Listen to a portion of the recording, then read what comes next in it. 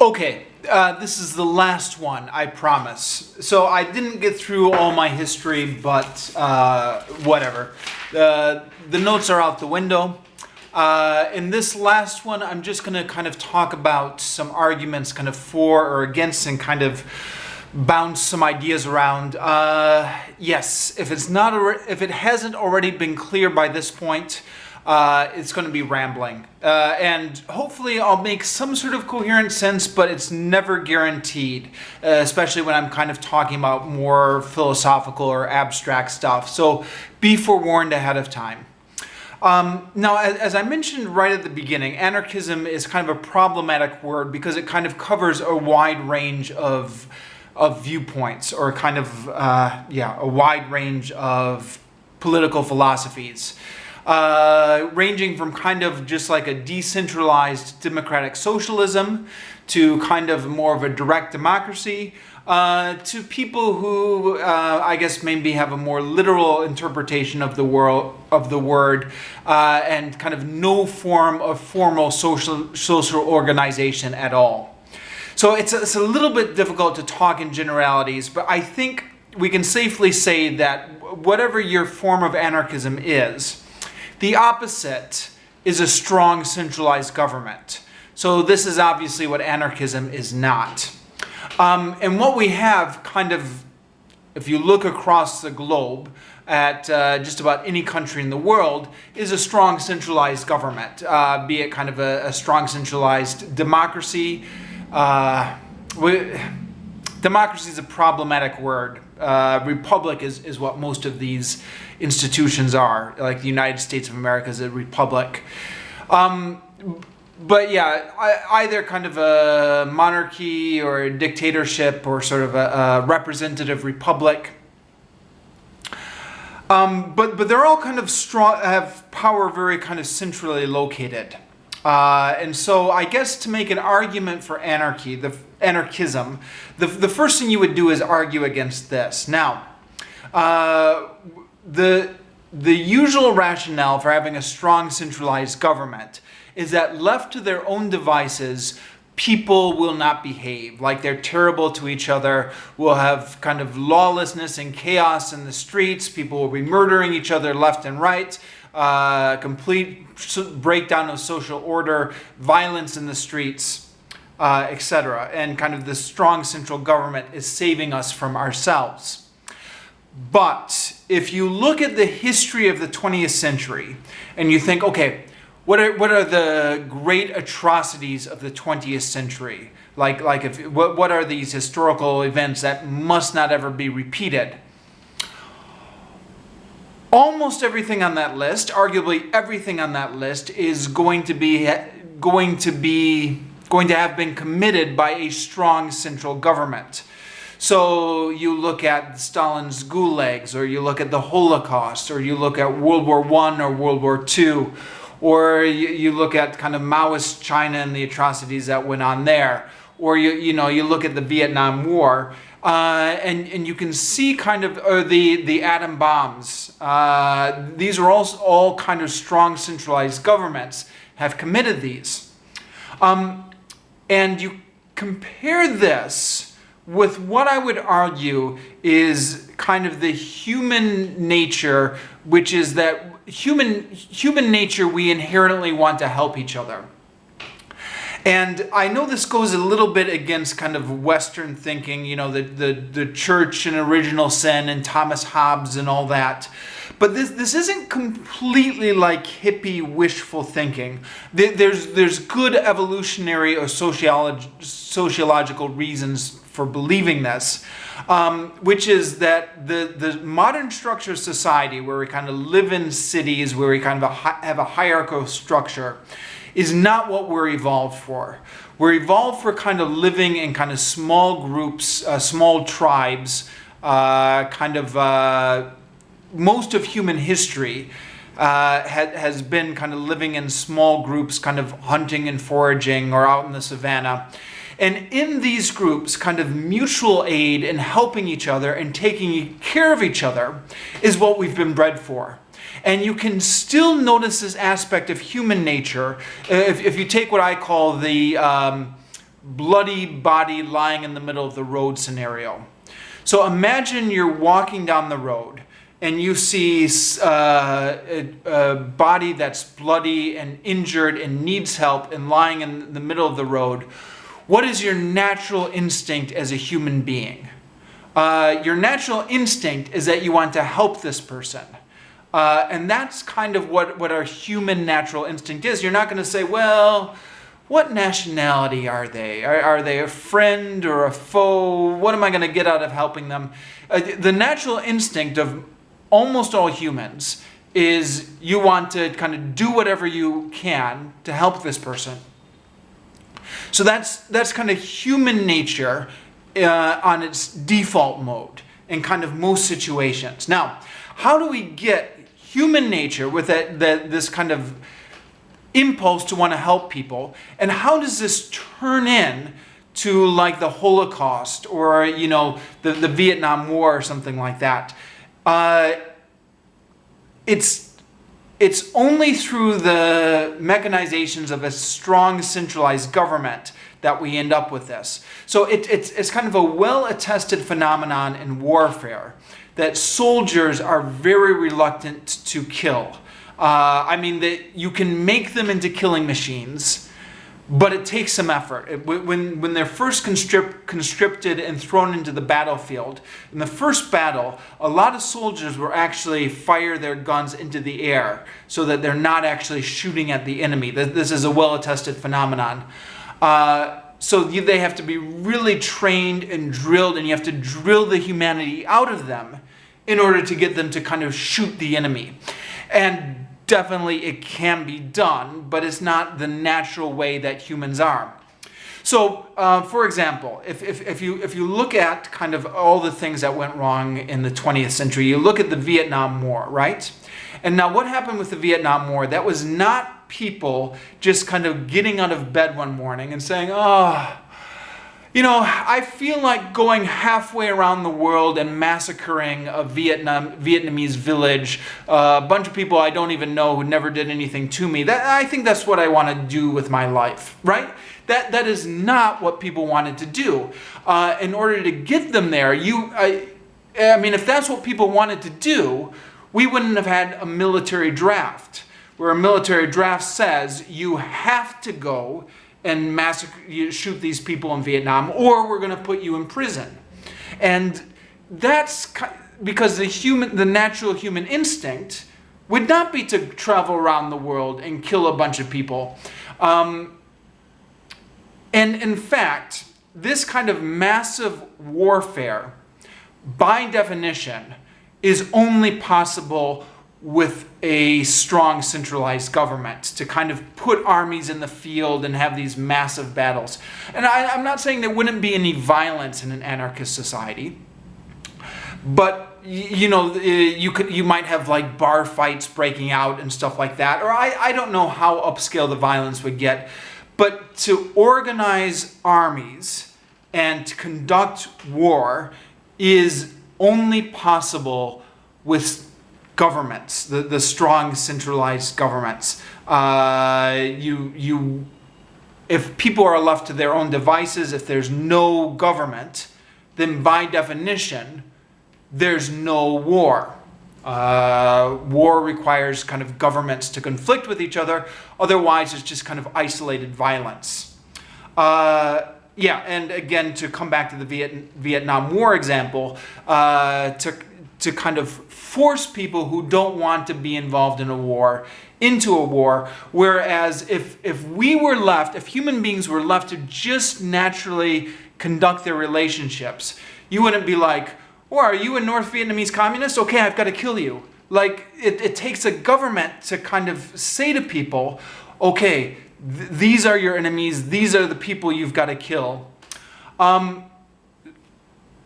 And warfare is one example, but if you look kind of through the great atrocities of the 20th century, it becomes obvious that not only is this not desirable under normal human conditions, if human beings are just left to themselves, but it would actually be completely impossible were it not for these strong centralized governments. And the Holocaust is another great example of this. I shouldn't say it's a great example, it's a terrible example, but this illustrates the point perfectly. Now, the Holocaust, I think it's something that we've all kind of learned about in school from a very young age. And maybe because we've learned about it, we've learned about it so early on, we don't really maybe process the enormity of these numbers, of what it means that 6 million people died in these camps. 6 million is an amazing number. Now, imagine, you're the German government. You want to get these 6 million people to the camp. You can fit, let's say, 50 people on a bus. I mean, how many buses do you need to even bus 6 million people to the camp, right? Figuring on 50 people on a bus, I was doing the math on this, and it's 120,000 buses. I mean, where are you even going to get that many buses? Then you need people to drive them. And keep in mind that the Jews were not actually kind of lining up themselves. You need a system to kind of figure out, okay, who's the Jews, where are the Jews, get them out of the towns, get them into the ghettos, and then get them out of the ghettos, round them up, sorting them out, getting them to the camps. I think they didn't have buses back then, right? They were transported by trains. All the government mechanisms needed to track these people, all the resources needed to guard them. And 6 million people was the number that were gassed. I mean, think of how many times somebody had to press the button to even, release that much gas in order to kill 6 million people.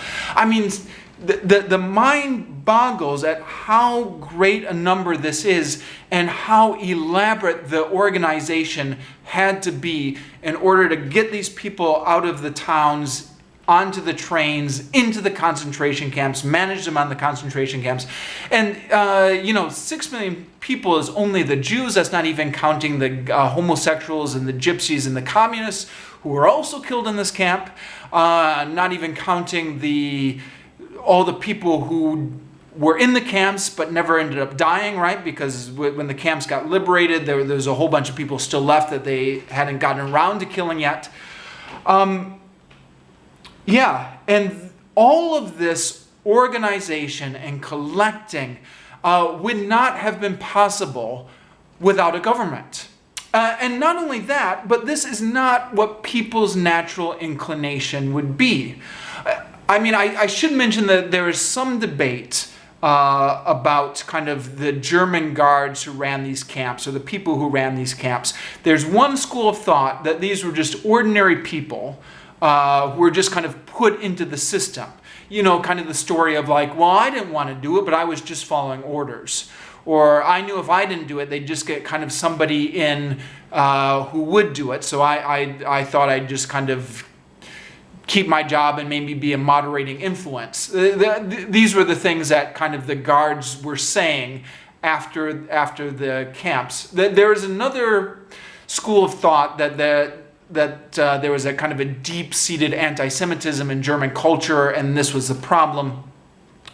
But there's at least kind of a reasonable question, or I think you could make a reasonable argument, that the people who were running these camps, this was not what they were naturally predisposed to do if they had been left to their own devices. This was because there was a massive government organization that was directing them to do this, that you end up with atrocities like the Holocaust.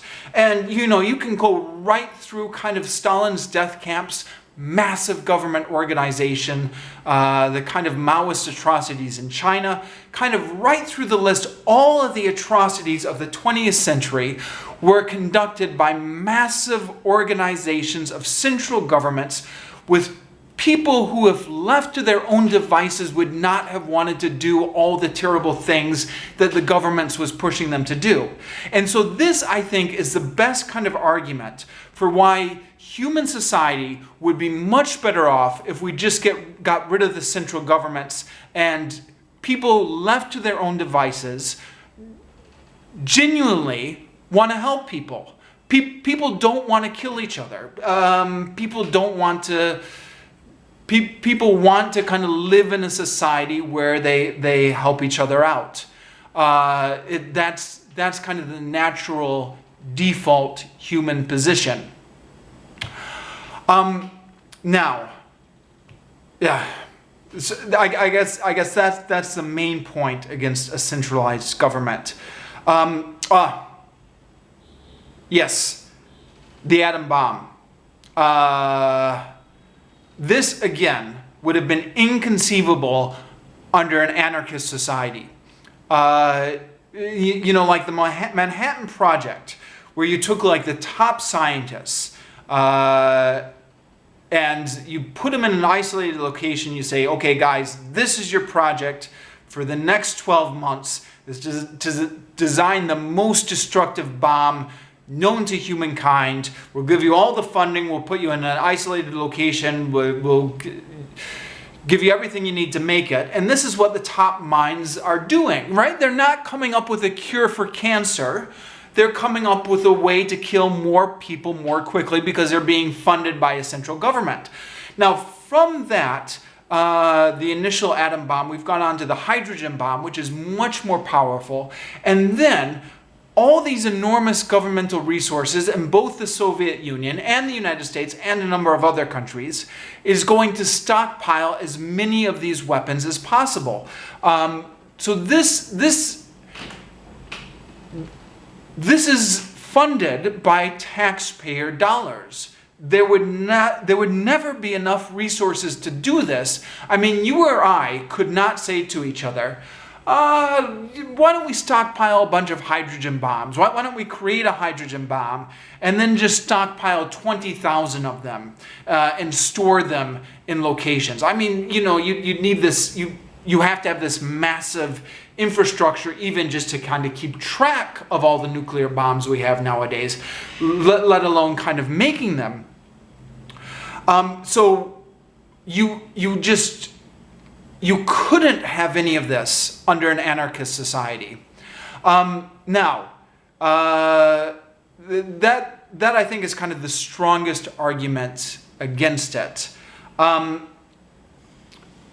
Going forward, we are kind of, the predominant issue, the number one issue for our generation and the next generation is going to be ecological crisis, which we're in right now.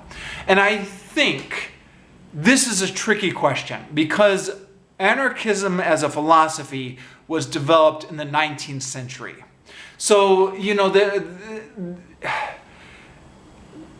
there are questions that have come up since then. For example, what would an anarchist space program look like? I mean, it's probably, an anarchist space program would probably not be great because this is, again, something where you need the resources of a vast centralized government funding money in here through taxpayers. It wasn't even an issue in the 19th century when Proudhon and Bakunin were alive.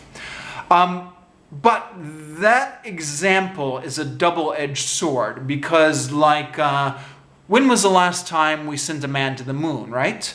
We haven't sent a man to the moon since the 1970s or thereabouts because it hasn't been a priority because the space race with the Soviet Union is over.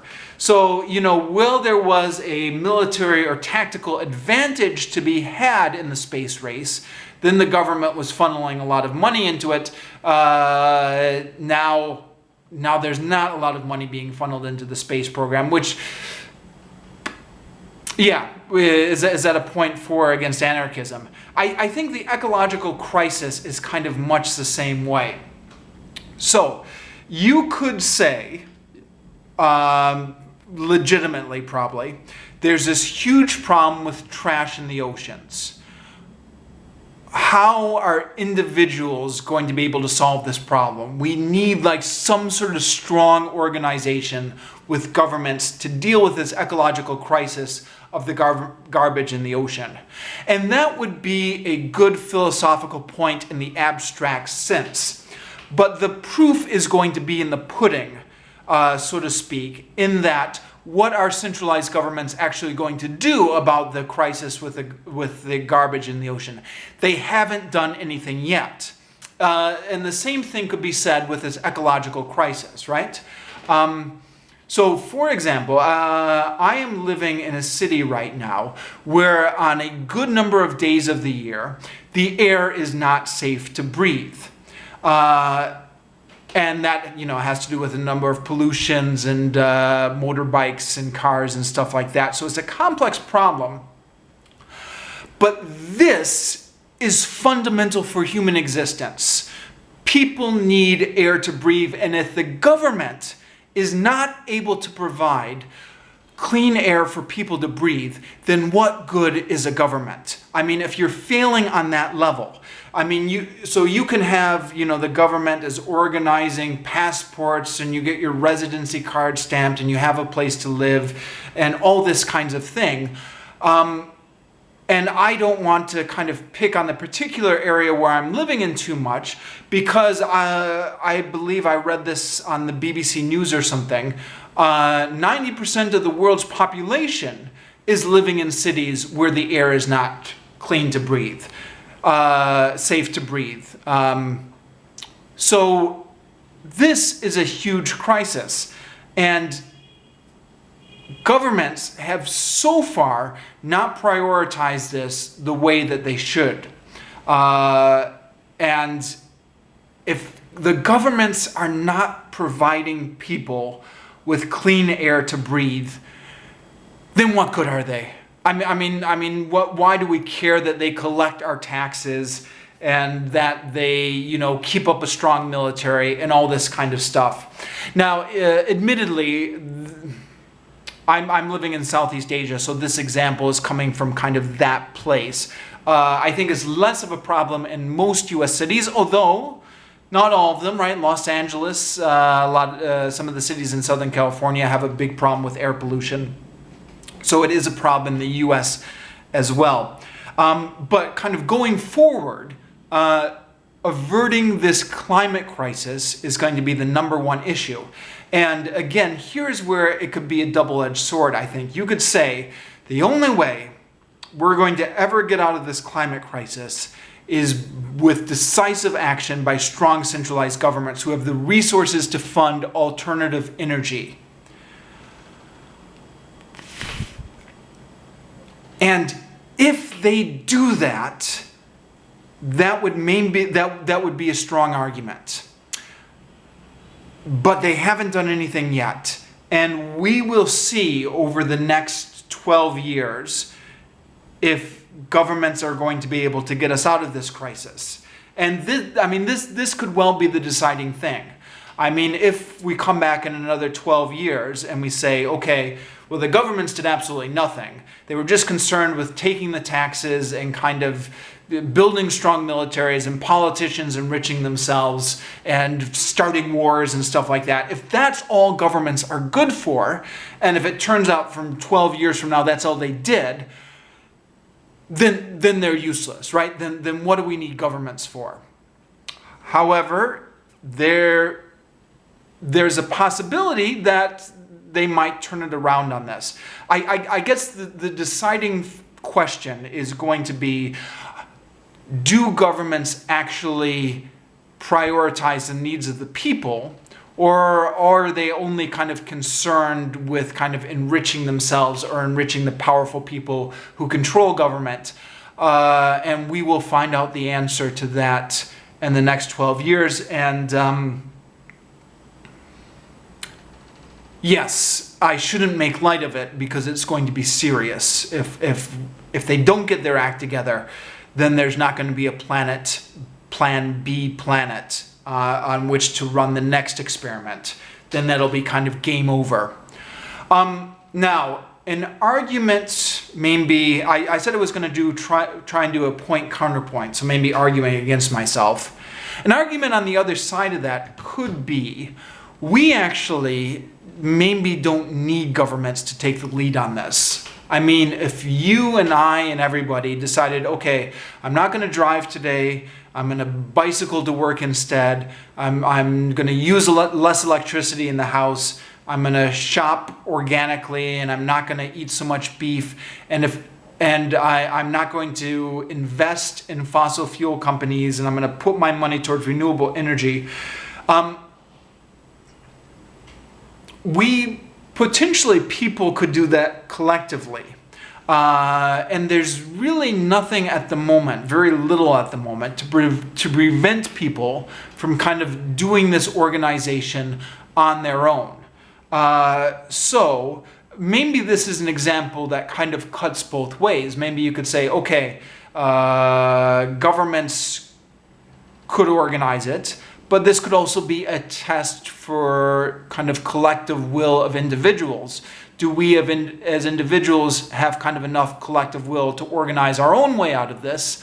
Or are people just kind of as useless as strong centralized governments? I guess we'll find out.